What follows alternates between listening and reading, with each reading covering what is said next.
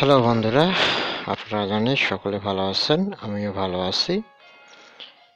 তো আজকে আমি একটি অ্যাপস মোবাইল অ্যাপস বিষয়ে আপনাদের সাথে শেয়ার করব। সেটা হলো, আমরা কম্পিউটারে দেখতে পাই যে কম্পিউটারের কোনো ছবি, গান বা ভিডিও যদি ডিলিট করে ফেলি, সেটা অন্য একটা অ্যাপসের মধ্যে, তার ফোল্ডারের মধ্যে ঢুকে থাকে বা অন্য একটা আইকনে যায়। সেটা আমরা জানি, সেই আইকনটা হলো রিসাইকেল বিন। অর্থাৎ এখানে পরবর্তীতে সেটা মজুদ থাকে যায়, এবং এখান থেকে পরবর্তী যদি সেটা একবারেই ডিলিট করে দেই, পরবর্তী সেটা আর পাওয়া যায় না। কিন্তু রিসাইকেল বিন থেকে সেটা আবার কপি করে আমরা সেটা পুনরুদ্ধার করতে পারি। যদি আমরা যেটা খুব পার্সোনাল ফটো ছিল বা পার্সোনাল কোনো পিকচার ছিল, সেটা কেউ যদি ভুল করে ডিলিট করে দেয়, সেটা কিন্তু আমরা সেই রিসাইকেল বিনে গিয়ে পেয়ে থাকি। সেক্ষেত্রে মোবাইলে আমরা কোথায় পাবো? এর জন্য রিসাইকেল বিন লিখে আপনি যদি আপনার প্লে স্টোরে সার্চ দেন, আমার মনে হয় না যে আপনারা সেরকম কোনো সফটওয়্যার পাবেন। সেক্ষেত্রে আমাদের কচিকত বা সফটওয়্যারের, আমাদের রিসাইকেলের বিনের কাজ বা ওই সফটওয়্যারের কাজই হচ্ছে কম্পিউটারে যে ছবিটা ডিলিট করা ছবিটা ধারণ করে রাখা। তো আমাদের মোবাইলে সেটা কিভাবে ধারণ করতে রাখবো, বা ডিলিট হয়ে গেলে কিভাবে সেটা আমরা পুনরুদ্ধার করবো বা কিভাবে কোথায় পাবো, সেটা আজকে আমি দেখাবো। এবং সেই অ্যাপসটা আমার অলরেডি ডাউনলোড আমি প্লে স্টোর থেকে করে নিছি, আপনারাও করে নেবেন। দেখেন, এই অ্যাপসটা আমি দেখাচ্ছি আপনাদের। সেটা হলো আমাদের এখানে ডাউনলোড করাই আছে। দেখেন, এই যে দেখতে পাচ্ছেন 3 নম্বর লাইনে, উপর থেকে 1 2 3 নম্বর লাইনে এখানে দেখেন ডাম্পাস্টার, DUMPSTER, ডাম্পাস্টার। এটা সেই রিসাইকেলের বিন। দেখেন, রিসাইকেল বিন কথাটা আলাদা এবং ডাম্পাস্টার আলাদা, এদের দুইটি শব্দের মধ্যে সম্পূর্ণ চেঞ্জ।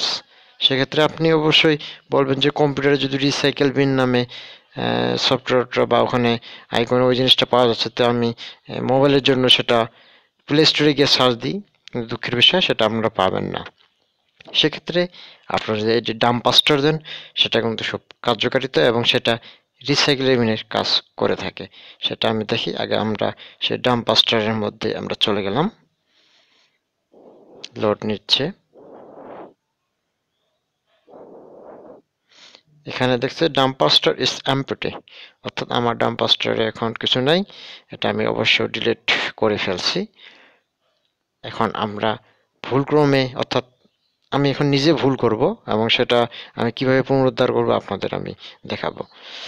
তো চলে যাই গ্যালারিতে, যেখানে আমার ছবিগুলো আছে। দেখতে পাচ্ছেন এখানে ছবি আছে, এখানে অনেক ছবি আছে অবশ্য। তো আমি কমন ছবির মধ্যে এই যে ছবিটা দেখতে পাচ্ছেন, শুভরাত্রি মিষ্টি মিষ্টি স্বপ্ন দেখো, এটা যদিও একটা ছবি ধরা যায়, এটা আমরা ফেসবুকে কমেন্ট হিসেবে ব্যবহার করতে পারি। এখন এটা যদি বাই চান্স আমার কাছে ডিলিট হয়ে যায়, তাহলে সেক্ষেত্রে এটা আমরা কিভাবে পাবো সেটাই দেখাচ্ছি। দেখেন, অপশন চলে আসছে, আমি এখানে এটাকে ডিলিট করলাম, ডিলিট সেট আইটেম, ওকে, সেটা ডিলিট হয়ে গেল। দুঃখের বিষয়, ছবিটা আমার ডিলিট হয়ে গেল। এখন সেটাকে আমি পাবো কিনা তা আমাকে এখন দেখতে হবে। সেটা আমার ডিলিট হয়ে গেছে। এখন পরবর্তীতে আমি যদি খুঁজি যে আমার ওই ছবিটা আমি পাচ্ছি না, অবশ্যই আমার রাগ লাগবে। কিন্তু সেই ডাম্পাস্টার যদি আমার মোবাইলে ইনস্টল দেওয়া থাকে, তাহলে সেখান থেকে আমরা সেটা পাবো। চলেন দেখি। আমি আমার সফটওয়্যার ডাম্পাস্টারের মধ্যে আবার চলে গেলাম।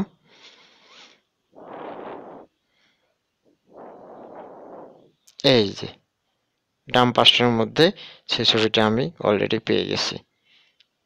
এই ছবিটা, এখন এই ছবিটা আমি কিভাবে আমার সে আগের জায়গায় নিয়ে যাব সেটা আপনাকে দেখাচ্ছে। নিচে দেখেন, এখানে শেয়ার আছে, ডিলিট আছে। এখান থেকে যদি আমি ডিলিট করে দিই, এটা আমার মোবাইল থেকে সম্পূর্ণভাবে ডিলিট হবে, এটাকে আমি আর ফিরে পাবো না।